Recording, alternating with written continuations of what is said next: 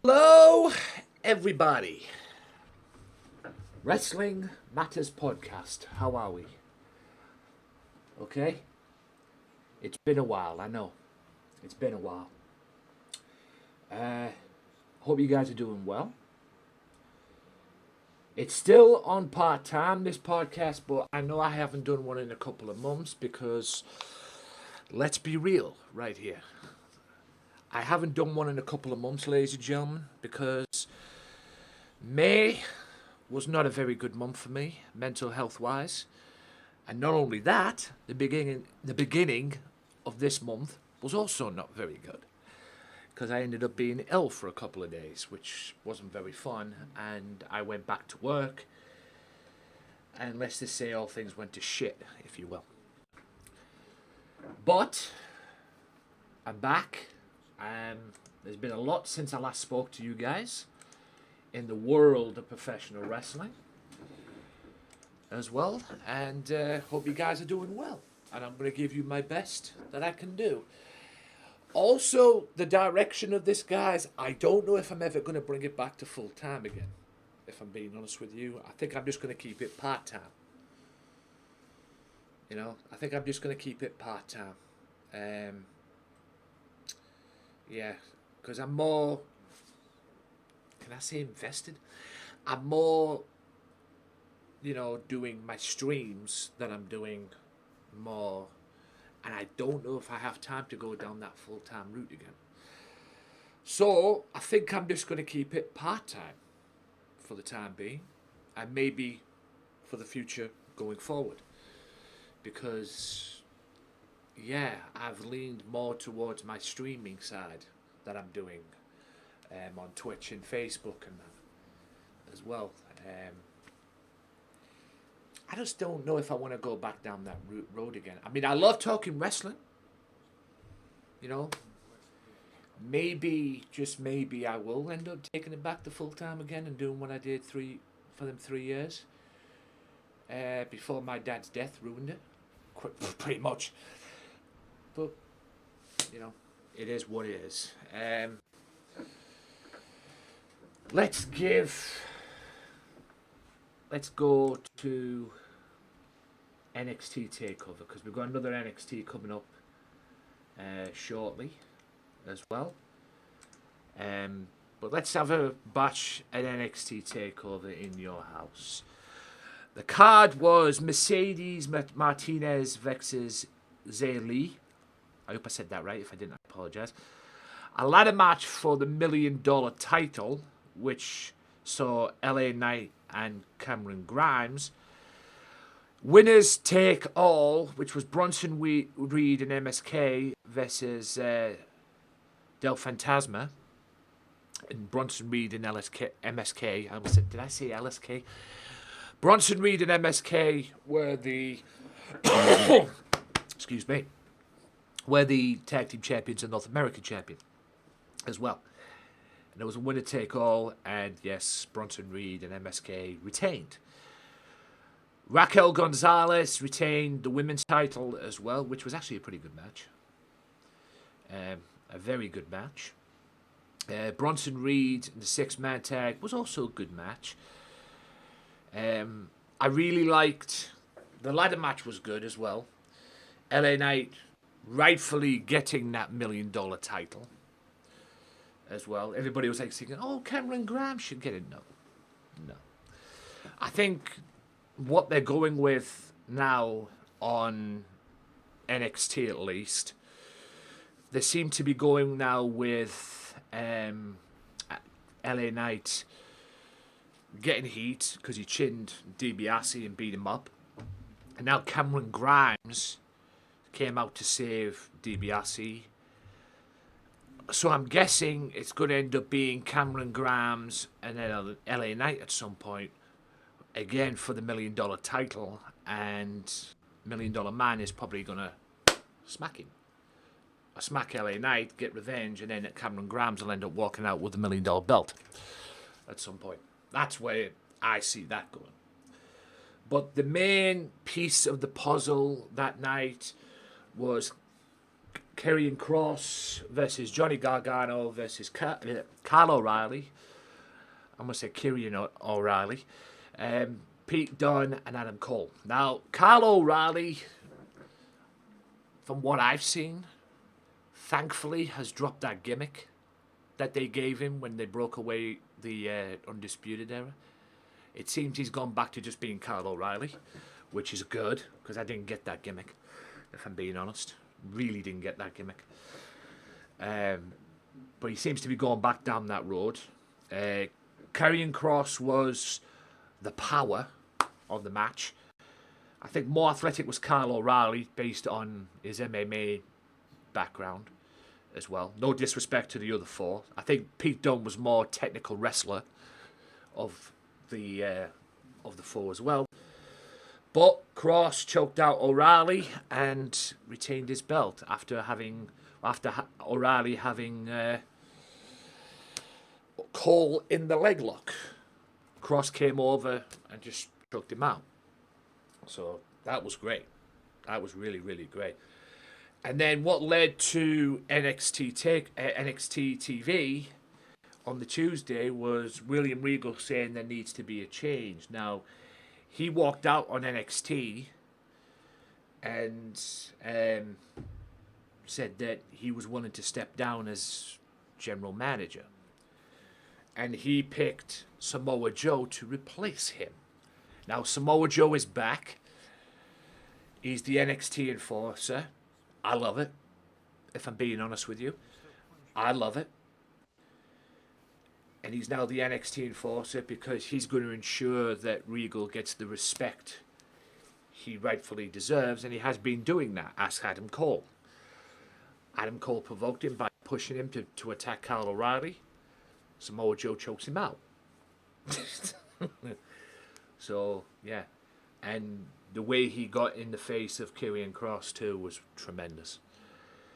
I don't know who the babyface is. I mean, is Kross a heel or a babyface? Because they booed him out the building on Tuesday after that TakeOver pay-per-view. They really booed him. And I mean booed him. Just like booed him right out the building.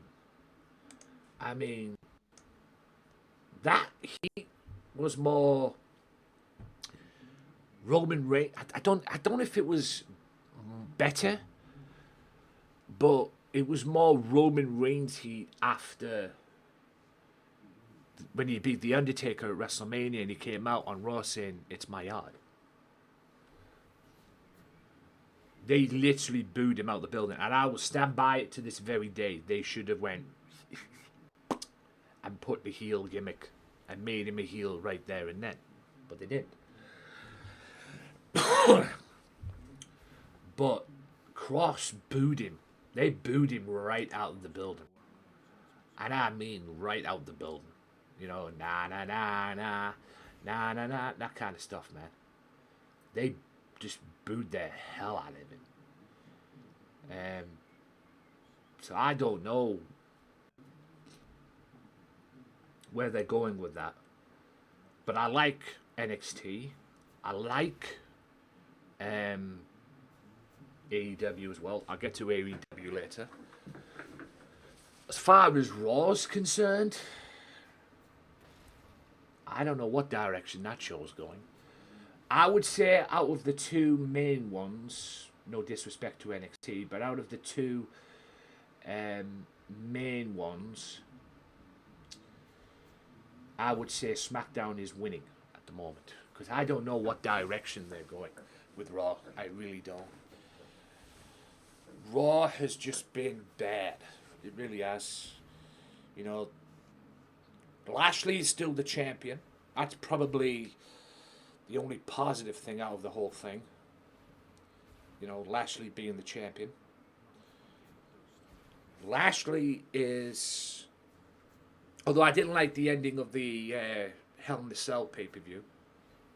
I'll be honest, I really didn't like the ending of the Hell in the Cell pay-per-view. Because Lashley didn't beat Drew clean. Lashley beat Drew because of MVP. Yeah, I think it would have been more better if Lashley beat him clean, and it would have made Lashley, not saying that he wasn't a deserving champion, but it would have made Lashley an even more deserving champion.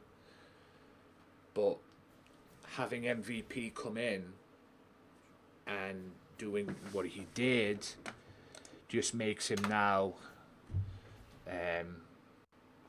you know, it tells people that he can't win a match without MVP, is what I'm saying.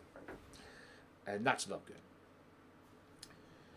I believe this thing with Lashley is going to go to...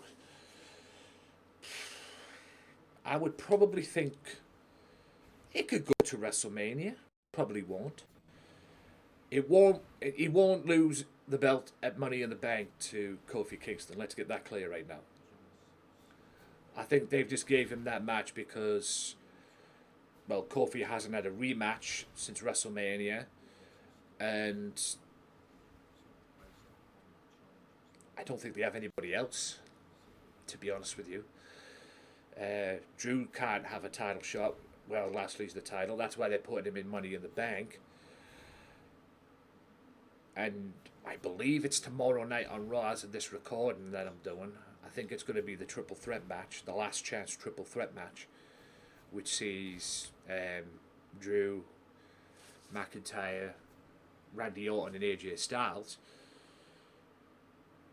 My money's on Drew to win that. I'll tell you why later in this podcast. But yeah, I don't think they have anybody else to do in that respects. That's why they have the Money in the Bank, because they're going to give Kofi the match right now, and then we'll see who wins Money in the Bank. I mean, it could be a SmackDown superstar too, to be honest with you, because it's Raw and SmackDown, I believe, in the Money in the Bank. But Raw does not have that much credible opponents for Lashley. However, SmackDown, Edge, Cesaro, when he gets away from the Seth Rollins thing. Edge, Cesaro. There's a few people there. Jimmy Uso, Jey Uso could be if they eventually turn on Reigns. There's a few there as well. They ruined Hell in a Cell, in my opinion. I don't know what the reason was, and if you're watching this right now, whether you're watching this on Facebook or YouTube or whatever, and you want to know the reason why, and you know the reason why, I should say, they had the match on SmackDown with Mysterio and Roman Reigns, and not at Hell in a Cell, please let me know, because I'm baffled about that. You know, was it Father's Day? Did Bray book time to go home for Father's Day and be with his family? You know, I really don't know why they had the match. They basically gave a pay-per-view match away for free, which at the time makes no sense. But there has to be a good reason behind it. I mean, did it have something to do with Roman? You know, did it have something to do with Roman? Did Roman have a problem or something? You know, something went down that caused that match to be on SmackDown. I don't know. I might have missed the dirt sheets when it explained or anything like that. But if you do know, please feel free to drop it in and feel free to talk. Because like I say, I really don't get that. But it seems now at Money in the Bank it's going to be Edge and Roman Reigns. The match that we should have got at WrestleMania. Except we got a triple threat match instead because Daniel Bryan was so hell-bent on getting a WrestleMania main event and one last opportunity. They could not have waited until next year's WrestleMania probably. Because I actually wanted to see Roman versus Edge at WrestleMania, believe it or not. But it is what it is. We're getting it at Money in the Bank. Because the rumour has it that I think, and I'm not making, I want to make a prediction, but it's not set in stone, if you will. I genuinely think that I genuinely think that Seth Rollins is going to get involved in that match because they're setting up all this plans to set up a match between Rollins and Edge for SummerSlam. Again, don't have a problem with that. So I see Seth Rollins getting involved in that match to help Reigns out as well, or something's going to go down involving Rollins in that match. Heck, the match might not even take place. Rollins could come out and clout him. But I genuinely think that's the way they're going with that. They're putting the match there. Rollins comes out and interferes, and then it's on to SummerSlam with Rollins versus Edge. The whole John Cena thing, I haven't heard now if Cena's coming back. I've been hearing that he's supposedly coming back and they're trying to get a match with him and Roman at SummerSlam. Yada, yada, yada, yada, yada, yada, yada. I don't think he's going to... I don't... It doesn't seem that way is coming down. He says he's coming back, but it's a case of believing it where you see it.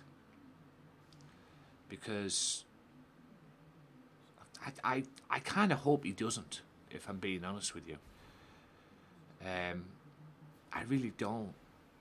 I don't know who I would like to see wrestle Roman, at SummerSlam. I could understand why they're trying to get the match because, it's SummerSlam. Big matches. And Stephanie McMahon came out in an interview and guaranteed that there's going to be surprises at SummerSlam. Literally just guaranteed that there's going to be some big surprises at SummerSlam. I mean, who knows what's going to happen? Maybe we will get to see the Lesnar versus Lashley match that everybody wants to see. Now, switching over to that, this whole Money in the Bank thing can go two ways. I came out on TikTok and said that before the match between Riddle and Drew, that Drew was going to go over and go in to win the Money in the Bank. But Riddle got put over. Don't have a problem with that. Why Ricochet is in there? I've got all the love in the world for Ricochet because he's one of the best wrestlers in the world, one of the best talents around. But what has he done to deserve a spot in Money in the Bank? Maybe they want to start pushing him again. Ricochet just needs to leave. He really does. I think he'd be best off elsewhere. Or put him back on NXT. Send him back to NXT. Like they did with Samoa Joe because Triple H wasn't happy with the Samoa Joe release. So, Samoa Joe release, he wasn't happy with that, so they brought him back to NXT, which I don't have a problem with. If I'm being honest with you, I really do not have a problem with that. But yeah, I really believe that was going to... I mean, Ricochet does not have an issue. I don't have a problem with Ricochet. Like I say, he's a great wrestler. But I don't think he deserves to be in Money in the Bank. I know why they did what they did with him and Styles. Because it seems now at Money in the Bank, it's heading down Styles and his bodyguard to defend the Raw Tag Team titles against the Viking Raiders, or the Warriors, or whatever they're called. I know them as War Machine and Ring of Honor. So maybe they're going back down that road. Maybe they're going down that road with it. So that's probably the start of the setup for the tag title match. Because I don't think Styles doesn't need to be in Money in the Bank, if I'm being honest with you. And he's probably now helping his big, massive bodyguard. So we'll see if the Raiders can win the match. But I think it's more than likely going to end up being that for the Raw Tag Team titles at Money in the Bank. I'm pretty sure they're heading down that road. So we will see. We will see indeed. But yeah, Ricochet does not need to be in it.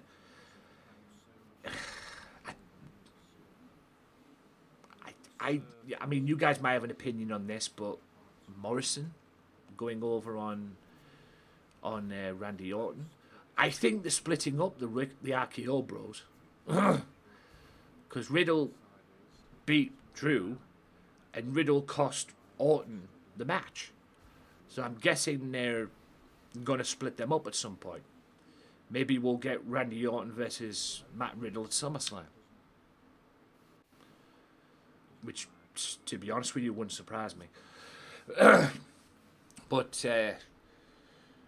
or maybe Orton will win the match, triple threat match, and then there'll be something in there. And then Orton comes out as Money in the Bank. I don't know. I don't know where they're going with that one. But it's clear as day they're on the verge. There's a program there splitting up the RKO Bros, as they're called. It's clear as day. It's clear as day. So we'll see how all that pans out. Now back to the Money in the Bank. Apparently it's the last triple threat match. The last match, or the last chance to get into Money in the Bank this week. So it's Orton, Drew, and Styles. I believe Orton will not win. I believe Drew will win. And here's why. Drew, I mean, like I said, Money in the Bank this year could go two ways. Because Drew could win it and go to cashing in on Lashley, or even Lesnar if they go with the Lashley-Lesnar fight at SummerSlam. Or he could hang it around for Lashley, because he's not allowed a world title match anymore, and Lashley and the Money in the Bank briefcase gives you that opportunity anytime, anywhere, any place. So whether Lashley likes it or not, he could cash it in on him, and then Drew can get his belt back. But Big E could be the champion as well, because aren't they supposedly pushing Big E as well in the singles run? He's lost the Intercontinental Championship now. He beat the Intercontinental Champion to qualify for Money in the Bank. Maybe they'll put the plug on him now and build him up to face Reigns and probably to beat Reigns. Everybody thinks Cesaro is going to win the Universal title, and I don't doubt that 1 second. At some point, I really do not doubt that at 1 second. But Cesaro, and I think as well, not only that, I really think that Big E will win. It's out with two. I'll tell you this right now. Drew or Big E. If Drew doesn't qualify this Monday, last chance, it would be Big E. They'll have to go with Big E. It makes sense to go with Big E considering that you're pushing the guy to the moon. And then he can hang it on to it and then cash it in whenever he wants. No, more than likely, he might cash it in a Mania. I don't know. But I can definitely see that. If Drew wins it, it makes more sense for them to Drew. I know people are going to bash me about the Drew thing because, people are now sick and tired of seeing Drew McIntyre getting title shots and everything like that. Which makes no sense to me. But it is what it is. And if Raw built up, and if WWE built up some more credible opponents on that brand for Lashley, nobody would probably be hating on Drew right now. But anyway, that makes it makes no sense how people have turned on Drew like that. It really doesn't in my eyes. But that's where Money in the Bank seems to be going for me. Drew McIntyre or Big E. If Drew doesn't qualify this week on Raw in that last chance triple threat match, or whenever they're going to do the last triple threat match, probably this week on Raw, then Big E will win Money in the Bank. It makes sense to have Big E win Money in the Bank since you're pushing the guy. Unless you get Cesaro in there as well. And then it'll be more interesting because then it'll be out of Cesaro or Big E as well. Or could be out Cesaro, Big E, and Drew McIntyre. It'll be hard to pick because at the end of the day, you're meant to be pushing you're meant to be pushing 2 out of the 3. Cesaro and Big E. So, but we'll see how it all comes in. as well. Now, on to the authority of WWE, and I'm not talking Vince McMahon or Triple H. I'm talking Adam Pearce and Sonya Deville. I'm sorry, but I am bored shitless seeing them two. I don't have a problem with them, what they're doing.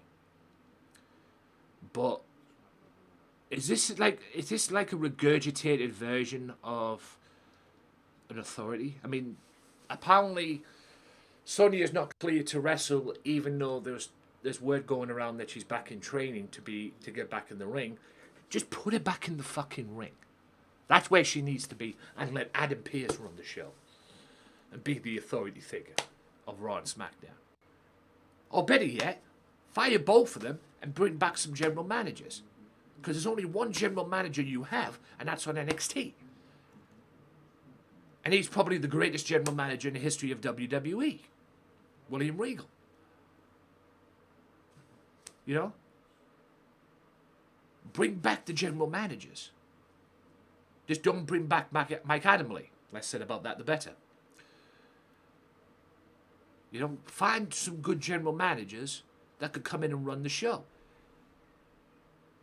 Heck, you know, I was going to say bring some more Joe, but he's now the enforcer on what I call it. Or find somebody who can't wrestle no more, who's willing to step up and be that authority figure. Or just let fucking Adam Pearce run the show by himself and get Sonya back in the ring where she belongs. You know, it's simple.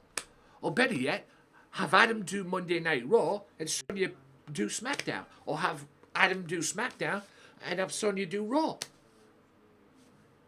But seeing them both together bores the pants out of me. It really does. It's dull seeing them two arguing over this. I mean, Sonya's the reason, storyline-wise, we got, you know, she reckons it should have been Edge and what I call it, at WrestleMania. Edge and Roman Reigns at WrestleMania, but Adam went with the triple threat match. But seeing them two bicker, it's like, it reminds me of, I don't know what it reminds me of, but, you know, I don't like it. I don't like them two. Sonya needs to get back in the ring. Get Sonya Deville back in the ring. And let Adam Pearce run the shows by himself. Let's hope that the training goes well for Sonya and she's back in the ring. Because that women's division needs a good swift kick in the ass also. You know, let's tell that as it is right now. That women's division needs a good swift kick in the ass. It really does need a good swift kick in the ass. Because I don't know what they're doing with it. Charlotte Flair, who apparently is a better wrestler now than her father, whatever that means, which is just fucking ridiculous to hear, because her father's the greatest wrestler of all time, and everybody's sick and tired of Charlotte Flair. Maybe me included. I don't know. But I know why they didn't put Rhea Ripley over on Charlotte Flair at Hell in the Cell, because they've dragged it out to Money in the Bank. Rhea Ripley needs to go over on Charlotte Flair. I'm sorry, she needs to go over on Charlotte Flair. And apparently, also from what I'm hearing, Becky could be facing Rhea Ripley at SummerSlam, if the rumours are true. I wouldn't mind seeing that either. Rhea Ripley and Becky Lynch one-on-one at SummerSlam for the World Women's title? I am down. Will it happen? Who knows? All depends what direction WWE go after Money in the Bank, I guess. But Rhea Ripley needs to go over on Charlotte Flair. She needs to pin her clean. I really don't care about the match, to be honest with you. But it is what it is. I never cared about the match at Hell in the Cell, quite frankly. Because Hell in the Cell was ruined. And I did not like Hell in the Cell. Yes, the match with Lashley and Drew was good. I will say that. until the end. Cesaro and Rollins was, again, just picked up where they left off at Mania, because in my opinion, that match stole the show at WrestleMania. Sorry to everybody on that card.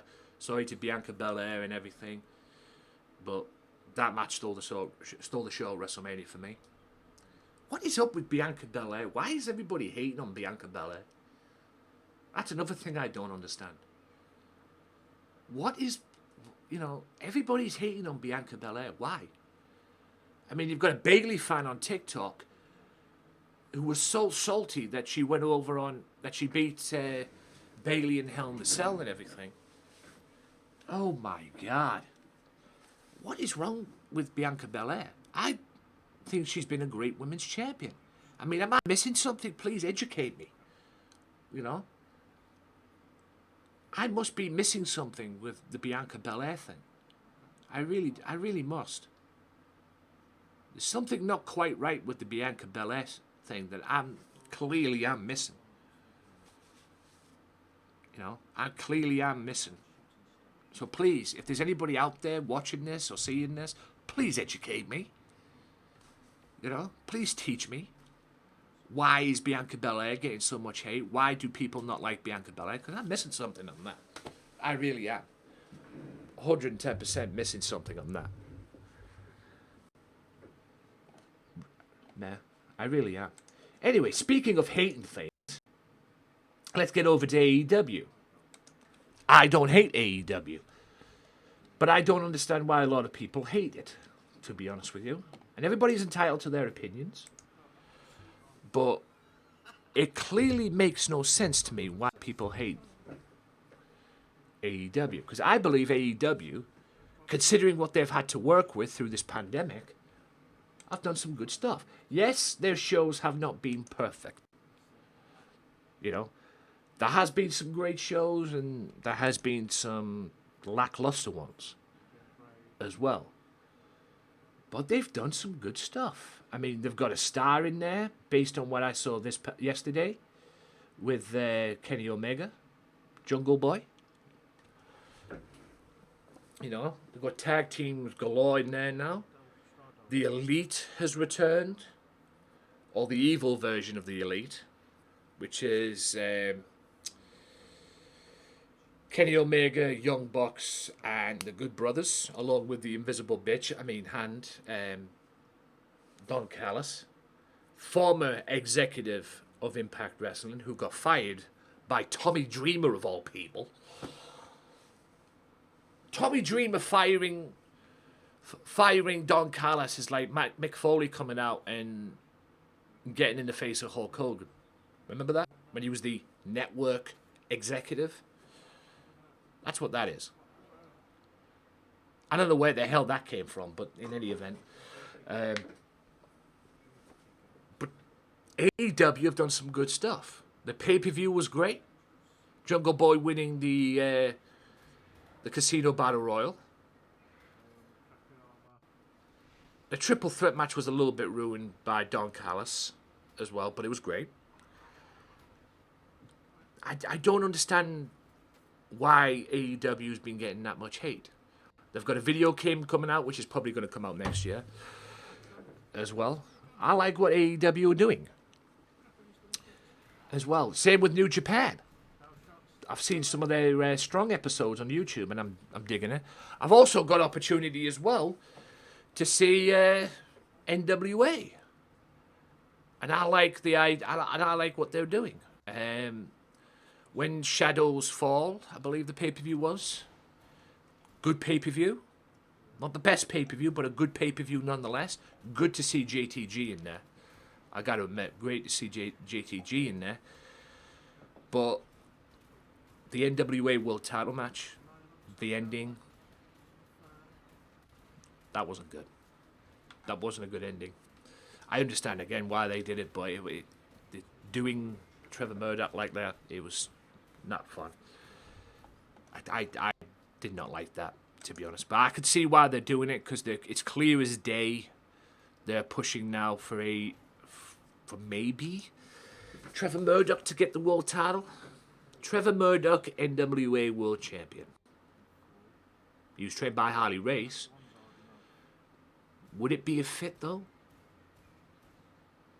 I'm ready for an NWA title change. I'm definitely ready for an NWA title change. That's the only thing.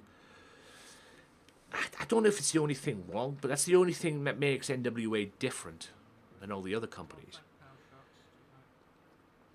They have their world champion could go for about 2 or 3 years.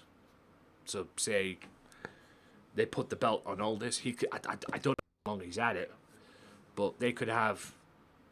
I mean, they could put the belt on Murdoch and have him go for a year or a year and a half. You know, that's the way that is. I don't know. That's just the way I see it on that.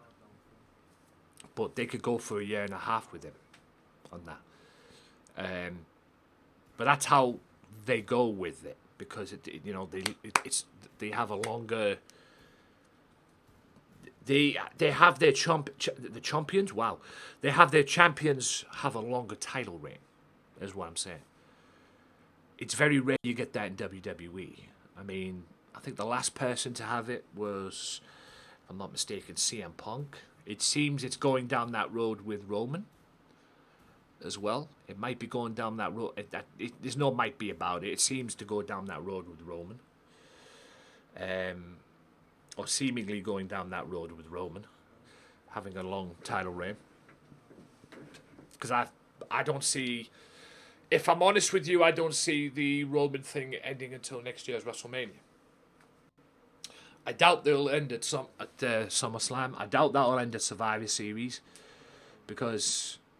maybe it will end at Survivor Series if they don't do the SmackDown vs. Raw thing, which it's more than likely going to happen.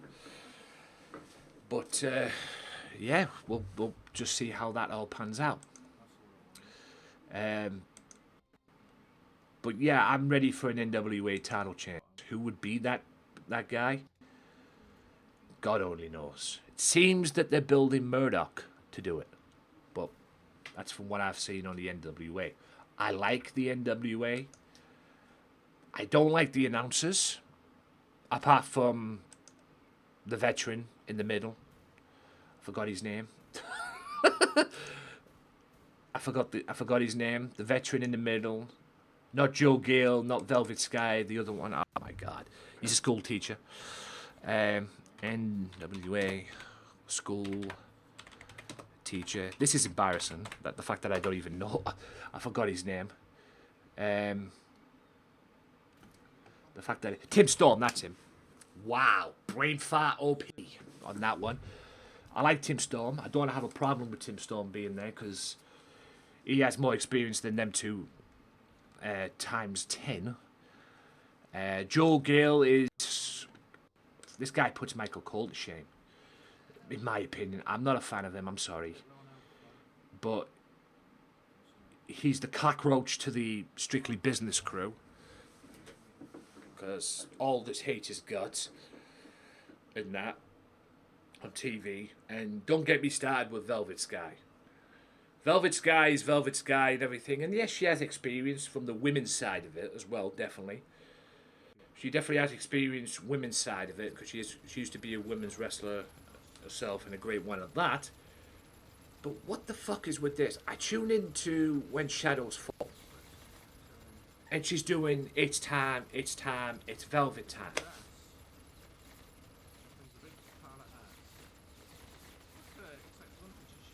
Vader called from heaven, he wants his gimmick back. What the fuck is with that? It's time, it's time, it's Velvet Time.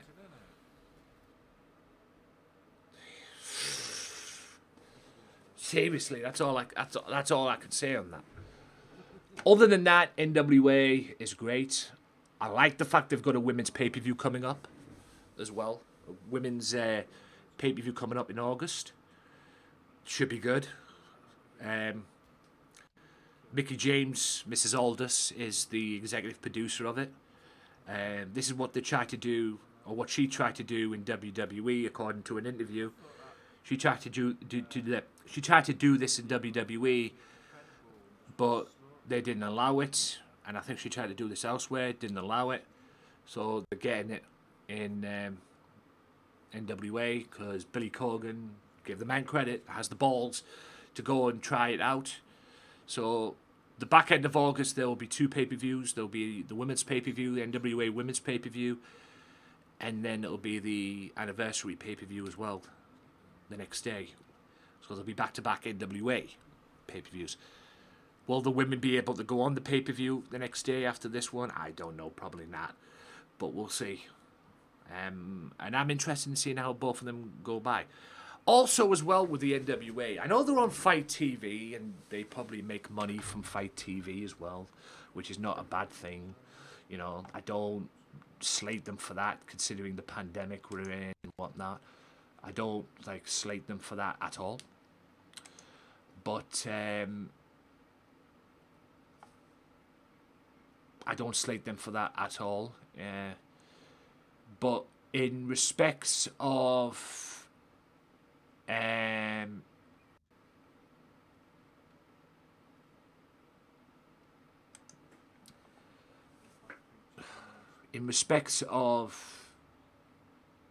money-wise, at least, or fans participate, or fans in general, not fans participation. It's got nothing to do with fans participation. I lost my train of thought there, by the way, in case you hadn't noticed. I said this on their NWA channel, the NWA YouTube channel. Why don't they have the Fight Network, have it on Fight on Tuesdays?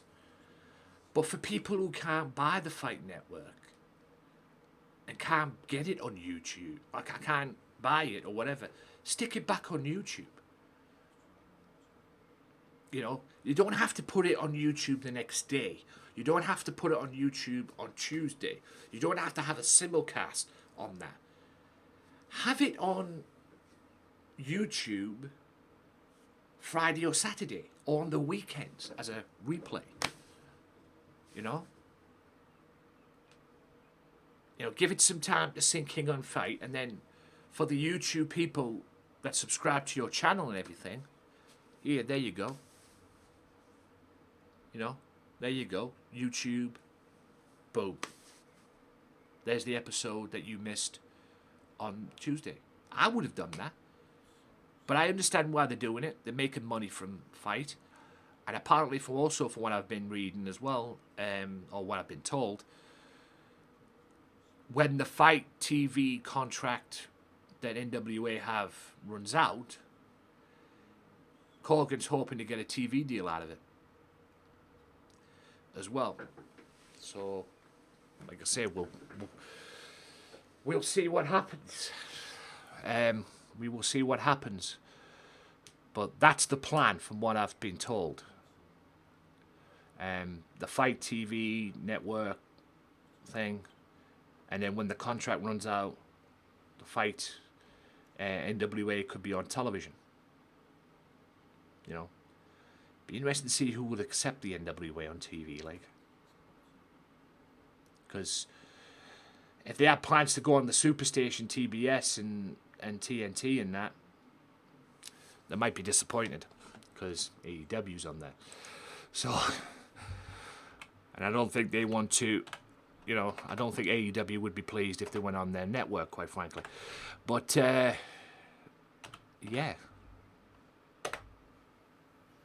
I believe so, in that respect. I don't know. Like I say, it could be... It might very well go a different route, but that's what they should do. Like I say, don't put it on straight away.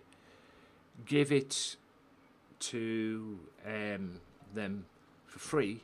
Put it on a Saturday or Sunday. That kind of deal. Saturday night. There you go. NWA power. What you didn't see on Tuesday or whatever. I would have done it. But, like I say, we'll see what happens. But that's the key. That's what's going to take place. That's what's going down. NWA wants a TV deal. And hopefully when the contract runs out with Fight, they will get that TV deal. They'll get that TV deal. We will see what happens, though. We will see what happens. Have I covered pretty much everything that I wanted to cover on this? How long have I done? Fucking hell, 45 minutes. Wow. What else haven't I talked about? I'm not going to talk about how, on the fact that you can't cure stupidity, you know, with the wrestling fans saying that Killian Cross was going up against a bunch of 205 main eventers, which blows my mind to this very day. That's worse than seeing Charlotte Flair apparently being a better wrestler than her father ever was. Wrestling fans, ladies and gentlemen. And I'm not the perfect wrestling fan there is, but when you see dumb shit like that, it just hurts your brain. It really does just hurt your brain. It really does. But I think I'm going to wrap it up here, guys. If I have something else I'll talk about, I'll record it during the week. Yeah, guys. I actually enjoyed this episode. Sorry I've been away, but I've had personal issues and that. And like I said, May and June have not been very good months so far. But I'm getting back in the saddle. This is going to be, like I say, the direction for the podcast is going to be part-time. Or basically, if I have something to talk about, I'll just talk it on here. It's going to be on YouTube. It's going to be on Facebook. Facebook.com/Wrestling Matters Podcast or WM Podcast as well. I'm going to put it on the Twitter page as well. Yeah. It is what it is, guys. I don't know if I can bring it back full time. I'll just have to see when this pandemic's over, if I can. Because maybe I'll be able, you know, to go to a wrestling show. I have not been able to do a wrestling show in a fucking year, dude. And I plan to go to one in September. There's an EPW show in September up here in Middlesbrough, and I plan to go there in September. Will I? Who knows? Like I said, all depends if work doesn't get in the way. And even if it does, I'll probably just finish early and then go straight to the show again. We'll see. We'll see what happens. I might have to do some rearranging on the underground as well. But if you want to see me stream, guys, I'm on Facebook, facebook.com/GamesMatterMafia, or twitch.tv/GamesMatter_, if you want to see me stream. I'm also thinking of trying other platforms out, like Trovo and that, but that's where I'm on at the moment. twitch.tv/GamesMatter_, and facebook.com/GamesMatterMafia as well. And I just wish Facebook would start making these fucking changes that they've been making as well, but in any event. But guys, enjoy your week. I will see you next week. As this is recorded Sunday night, I'm going to put this up for Monday. If I have something else to talk about, I'll stick it in the podcast. I'll try and be back next time. But yeah, podcast is on part-time at the moment, guys. Just to let you all know. I'm sorry I haven't been around. I haven't even done any vlogs, me. I have a vlog channel. I haven't even done any vlogs, so that needs to change. But hope you guys have enjoyed the wrestling. Thank you very much for tuning in. I just gave you my honest opinions. If you have any comments, drop them in the comment below, and I'll see you next time. Enjoy your day. Enjoy your week. Enjoy whatever it is you're doing, and I'll see you soon. Peace.